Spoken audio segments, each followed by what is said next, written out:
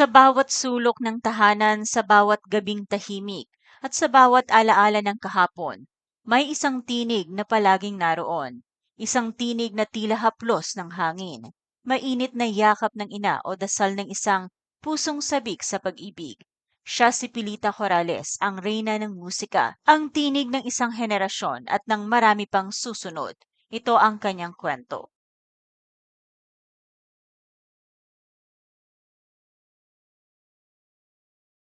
Ang kwento ni Pilita Garrido Corrales ay nagsimula sa isang simpleng tahanan sa Cebu City noong August 22, 1939. Lumaki siya sa isang pamilyang may mataas na pagpapahalaga sa edukasyon at kultura. Ang kanyang ama, si Jose Corrales, ay isang batikang abogado habang ang ina naman niyang si Maria Garrido ay isang babaeng may lahing Kastila. Dahil dito maaga siyang nahubog sa sining at kagandahang asal. Sa murang edad, lumitaw na agad ang kanyang pagkahilig sa pag-awit. Madalas siyang magtanghal sa mga paaralan, simbahan at mga pagtitipon ng pamilya. Ang kanyang boses, kahit hindi pa hinog, ay kaagad na kinilala sa kanilang komunidad.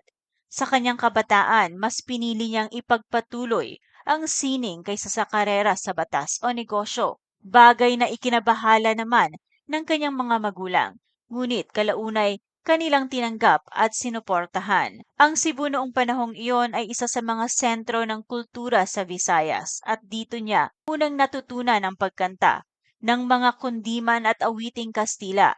Sa pamamagitan ng mga lokal na estasyon ng radyo at paligsahan sa pagkanta, dahan-dahan niyang binuksan ang pinto sa mas malawak na mundo. Ang tadhana ay may kakaibang plano kay Pilita. Taong 1958 habang papunta sa Australia para sa isang performance tour, ang eroplano na kanyang sinasakyan ay nawala ng control at napilitang mag-emergency landing sa Melbourne. Sa halip na panghinaan ng loob, ginawa niyang oportunidad ang insidenteng ito. Doon siya unang nadiskubre ng isang talent scout na nagbigay sa kanya ng pagkakataon na kumanta sa telebisyon at radyo sa Australia. Sa nasabing bansa, siya ay nagkaroon ng pagkakataon na maging co-host sa The Pilita and Jackie Show, isang musical variety program na pumatok sa mga manonood. Sa kanyang natatanging tinig na kayang umawit ng pop, jazz, at mga traditional na awitin sa iba't ibang wika, Filipino, English, Spanish at Bisaya, agad siyang sumikat.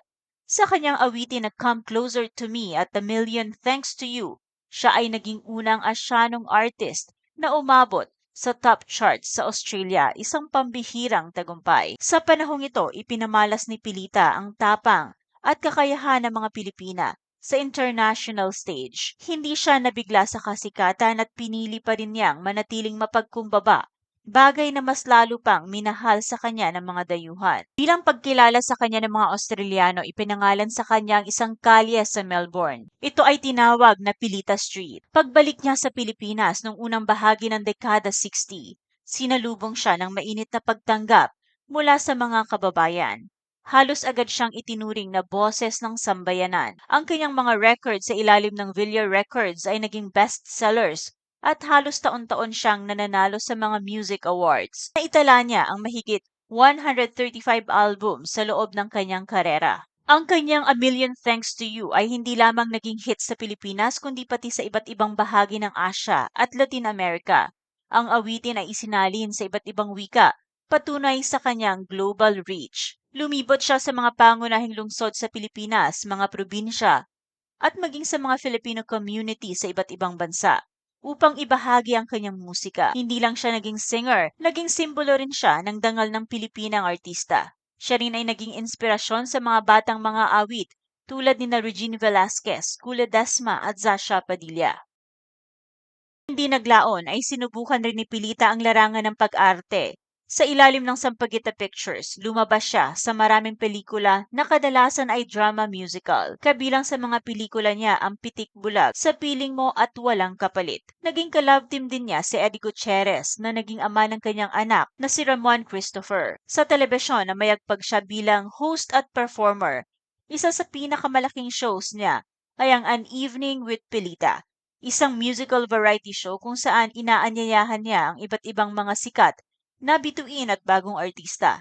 Ang kanyang pagiging witty at natural na nakikipag-ugnayan sa audience ay naging trademark niya. Noong dekada 2000, bumida siya bilang hurado sa mga reality talent shows gaya ng Philippine Idol, Star Factor, at Your Face Sounds Familiar, kung saan muling ipinakita ang kanyang pagiging tagapagturo at tagapagtanggol ng musikang Pilipino. Bagamat abala sa karera, hindi kailanman nakalimutan ni Pilita ang kanyang pamilya. Siya ay ina ni Ramon Christopher Gutierrez at Jackie Lu Blanco na parehong pumasok rin sa mundo ng showbiz. Sa mga panayam, ipinapakita niyang matatag ang kanyang pananampalataya. Araw-araw siyang nagdarasal, nagsisimba at nagpapasalamat sa mga biyayang tinanggap. Ayon sa kanya, ang sekreto sa tagal ng kanyang karera ay hindi lamang ang galing sa musika, kundi ang patuloy na pakikinig sa Diyos. Hindi rin siya naging maramot sa pagbibigay ng tulong. Maraming mga singer ang kanyang tinulungan sa kanilang pagsisimula. Pinahiram ng damit, binigyan ng advice o ipinakilala sa mga koneksyon. Bilang isa sa mga haligi ng OPM, si Pilita ay pinarangalan ng maraming organisasyon at institusyon, kabilang ang Lifetime Achievement Awards, Dangal ng Musikang Pilipino, Outstanding Vocalist, Australia Broadcasting Association, Aliw Awards Hall of Fame, National Artist Nominee, Philippine Legion of Honor, Presidential Award.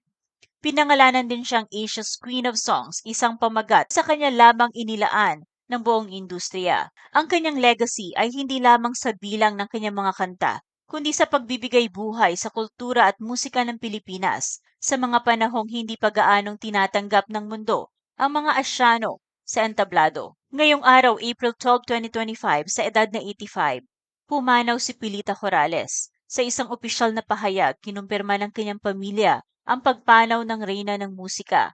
Ang kanyang pagpanaw ay ikinalungkot hindi lamang ng industriya kundi ng buong bayan. Ang tinig ni Pilita Corrales ay hindi matatawaran. Sa ngayon, hindi pa naglalabas ng opisyal na detalye ang pamilya ni Pilita Corrales hinggil sa mga labi ng yumaong Asia's Queen of Songs. Wala pa ring kumpirmasyon kung saan ito ilalagak. Dahil dito maraming Pilipino mula sa mga kasamahan niya sa industriya hanggang sa mga tagahanga ang umaasang mabibigyan sila ng pagkakataon na masulyapan at makapagbigay ng huling respeto sa idolong kanilang minahal sa loob ng ilang dekada. Sa social media, bumuhos ang panawagan ng publiko para sa isang public wake.